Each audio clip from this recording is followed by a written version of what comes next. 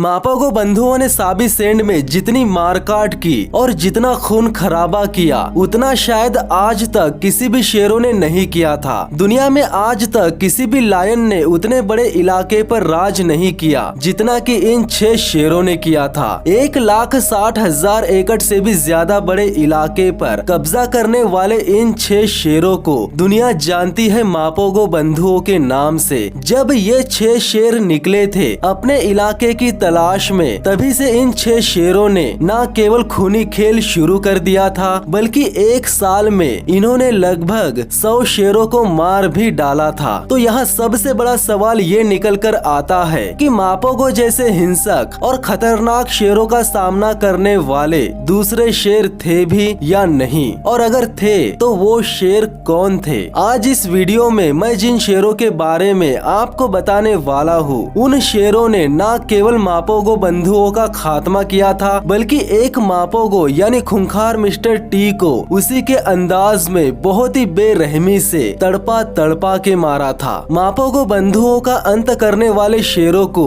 दुनिया जानती है सेलाटिस के नाम से। तो चलिए दोस्तों जानते हैं कि कौन थे सेलाटिस लायंस और जानते हैं कि कैसे उन्होंने हिंसक मापोगो बंधुओं का अंत किया। अगर आपने मुझे इंस्टाग्राम पर फॉलो नहीं किया है तो कर लीजिए, लिंक डिस्क्रिप्शन में दे रखी है। और अगर आप मेरे चैनल पर नए हो तो चैनल को सब्सक्राइब कर लीजिए, साथ ही साथ बेल आइकन को भी दबा दीजिए ताकि इसी तरह की इंटरेस्टिंग वीडियोस की नोटिफिकेशन आप लोगों तक सबसे पहले पहुंच सके। नमस्कार दोस्तों, मेरा नाम है विकी पाटिल और स्वागत है आपका फैक्ट लिमिटेड चैनल पर। कहानी की शुरुआत होती है साबी सेंड गेम रिजर्व के साउथर्न प्राइड से। इसी प्राइड में साल 2007 से 2008 के बीच 5 शानदार मेल लायन कब्स का जन्म हुआ था जिन्हें आगे चलकर पूरी दुनिया जानने वाली थी सेलाटिस लायंस के नाम से। इन 5 भाइयों के पिता 2 गोल्फ कोर्स लायंस थे। जैसे जैसे दिन बीत रहे थे वैसे वैसे 5 भाई अपने प्राइड में अच्छे से घुल मिल रहे थे। सभी बच्चों की तरह ये 5 भाई भी बचपन में बहुत ही नटखट थे और इसी वजह से इनके प्राइड में दिन भर खुशहाली रहा करती थी। जैसे जैसे ये 5 भाई बड़े होते गए वैसे वैसे ये शिकार करने में भी माहिर होते गए। फिर वो दिन भी आया जब 5 भाई प्राइड से अलग थलग रहने लगे थे और फिर 2011 में इन्होंने अपने प्राइड को पूरी तरह से छोड़ दिया था। कुछ महीनों तक ये 5 भाई साबी सेंड में इधर उधर भटकने लगे थे। शुरुआत में 5 भाई दूसरे डोमिनेंट मेल लायन से बचकर ही रहा करते थे क्योंकि उस समय अगर इनकी दूसरे ताकतवर शेरों से जंग हो जाती तो शायद ये जीत नहीं पाते। इसीलिए 5 भाइयों ने खुद को ताकतवर बनने तक दूसरे ताकतवर शेरों से अपने आप को बचाए रखना ही सही समझा ताकि एक दिन वे ताकतवर बनकर खुद साबी सैंड पर राज कर सके। 5 भाई शिकार करने में पहले ही बहुत माहिर हो चुके थे और इनका पसंदीदा शिकार था बफेलो। ये ज्यादातर बड़े बड़े बफेलो के झुंड का पीछा करके उनका शिकार किया करते थे और अपना ज्यादातर वक्त साबी सेंड के सेंटर या वेस्ट के इलाकों में ही बिताया करते थे। लेकिन यहाँ सबसे गौर करने वाली बात ये थी कि साबी सेंड के सेंटर और वेस्ट के इलाकों में ही साबी सेंड के 2 सबसे स्ट्रॉन्गेस्ट लायन कॉलेशन मापोगोस और मजिंगलानिस बहुत पहले से ही रहते आ रहे थे। अब ये तो तय हो चुका था कि आगे मापोगोस या मजिंगलानिस में से कोई ना कोई तो इन पे हमला जरूर करेगा। और अप्रैल 2011 के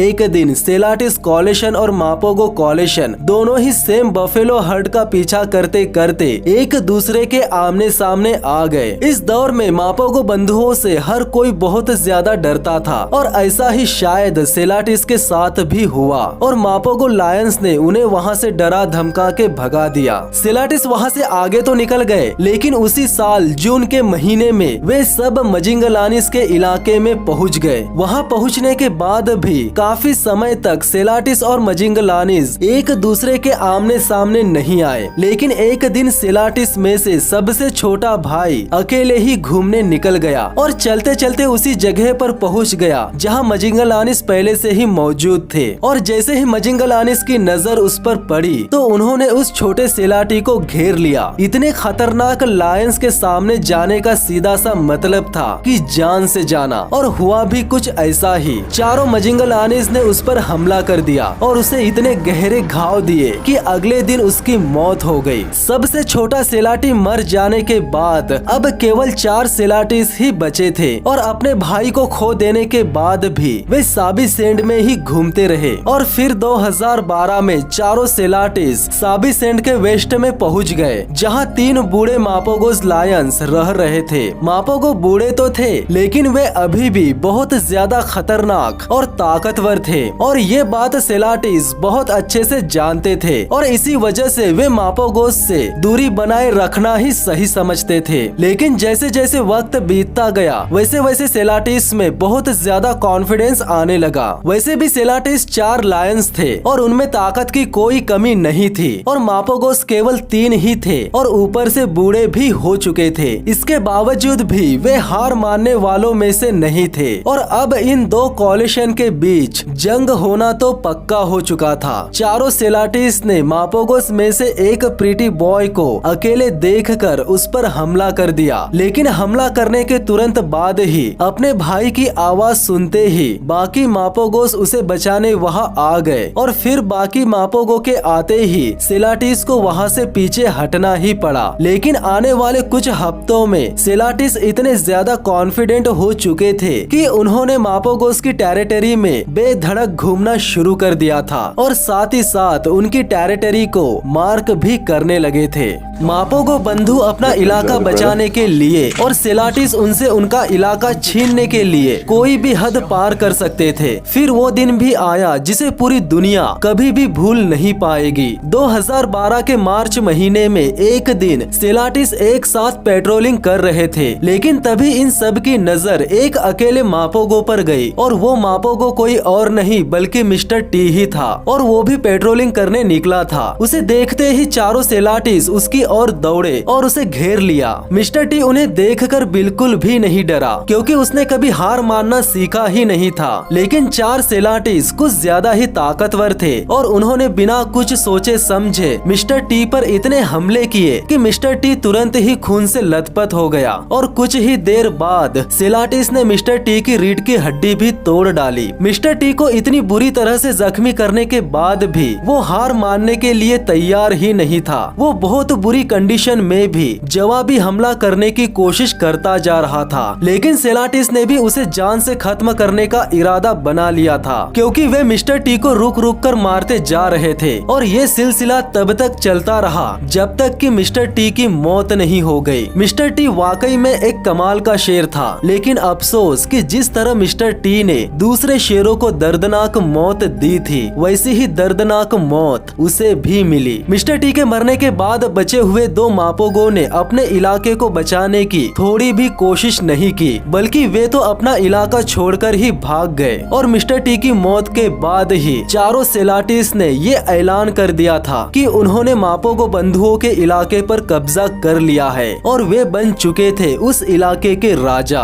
कई सालों बाद सेलाटीज को उनका अपना इलाका मिला था। इस इलाके में शिकार और शेरनियां दोनों की ही कमी नहीं थी और उसके बाद चारों भाई उस इलाके के 2 प्राइड यानी कि ओठावा और जिम हुंगवे प्राइड पर राज करने लगे थे। फिर कुछ महीने बाद उनके बच्चे भी हुए। वैसे सेलाटीज के बारे में एक बहुत ही अच्छी बात ये थी कि हर सेलाटी को अपना अपना नाम नहीं मिला था, बल्कि उन्हें सेलाटी 1, सेलाटी 2, 3, 4 ऐसे ही कहा जाता था। और इसके अलावा सेलाटीज दूसरे लायंस के मुकाबले बहुत ज्यादा शिकार किया करते थे और उन्हें अपने सामने देखकर तो बड़े बड़े बफेलो झुंड के भी पसीने छूट जाते थे। इनकी जिंदगी में सब कुछ सही चल रहा था और आगे बहुत समय तक उन्होंने अपना राज कायम रखा। लेकिन उनकी सबसे बड़ी समस्या ये थी कि उनके पड़ोसी थे मजिंगलानी लायंस, जिन्होंने पहले ही एक सेलाटी को मार डाला था। वैसे तो मजिंगलानी शेरों के पास पहले से ही बहुत बड़ा इलाका था, लेकिन इसके बावजूद भी टेरिटरी मार्क करते समय इनके बीच छोटे मोटे मुठभेड़ होते रहते थे और साल 2013 में एक सेलाटी तो मरते मरते भी बचा था। दरअसल वो अपने इलाके के आखिरी छोर तक अकेला ही गया हुआ था, तो मजिंगलानी शेरों ने उसे देख लिया था। इससे पहले कि मजिंगलानी शेर उसे पकड़ पाते, वो वहाँ से भागकर अपने भाइयों के पास चला गया। उसके बाद अक्टूबर के महीने में तो कुछ ऐसा हुआ जिसकी वजह से सेलाटीज को बहुत बड़ा धक्का लगा। यानी 4 भाइयों में से एक भाई सेलाटी 2 कहीं गायब हो गया था। उसके भाइयों ने उसे ढूंढने की कोशिश तो बहुत की, लेकिन वो नहीं मिल पाया। एक एक भाई को खो देने के बाद भी उन बचे 3 सेलाटी भाइयों ने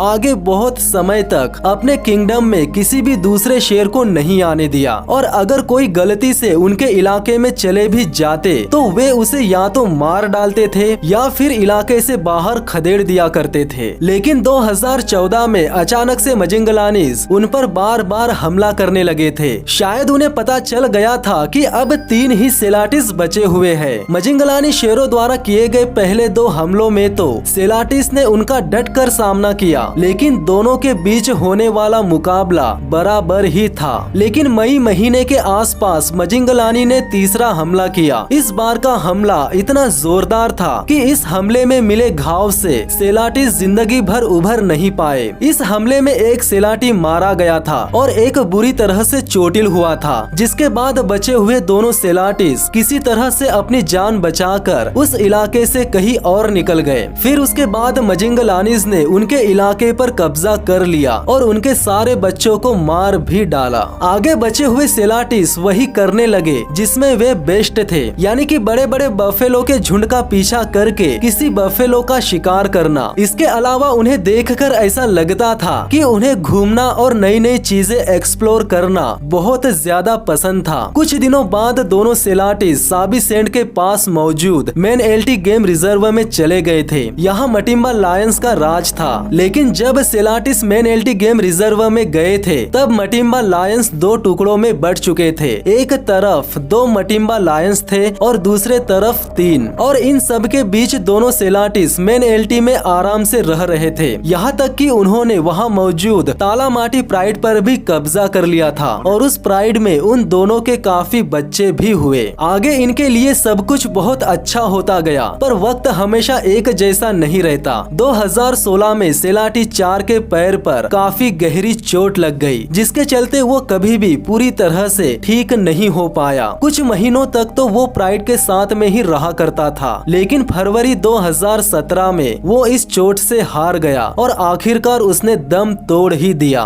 उसके जाने के बाद अब सिर्फ एक ही सेलाटी बचा था। जिंदगी में पहली बार सेलाटी एक इतना ज्यादा अकेला हुआ था और अब उसके पास केवल अपने भाइयों की यादें ही बची थी। और फिर कुछ दिनों बाद उस एक अकेले सेलाटी लायन के इलाके में 4 बर्मिंघम लायंस आ गए और फिर बिना कोई सुराग छोड़े सेलाटी एक कहीं गायब हो गया और उसके बाद से वो दोबारा कभी भी नहीं दिखा। और इसी के साथ अंत हो गया साबी सेंड के इस कमाल के लायन कोलिशन का। तो दोस्तों आज के लिए बस इतना ही। अगर आपने मुझे इंस्टाग्राम पर फॉलो नहीं किया है तो कर लीजिए, लिंक डिस्क्रिप्शन में दे रखी है। और अगर आप चाहते हो कि आपको आपके सभी कमेंट का रिप्लाई मिले तो कमेंट करना मत भूलना, और चैनल पर नए हो तो चैनल को सब्सक्राइब कर लीजिए, साथ ही साथ बेल आइकन को भी दबा दीजिए ताकि इसी तरह की इंटरेस्टिंग वीडियोस की नोटिफिकेशन आप लोगों तक सबसे पहले पहुंच सके। तो मिलते हैं नेक्स्ट वीडियो में, तब तक के लिए धन्यवाद।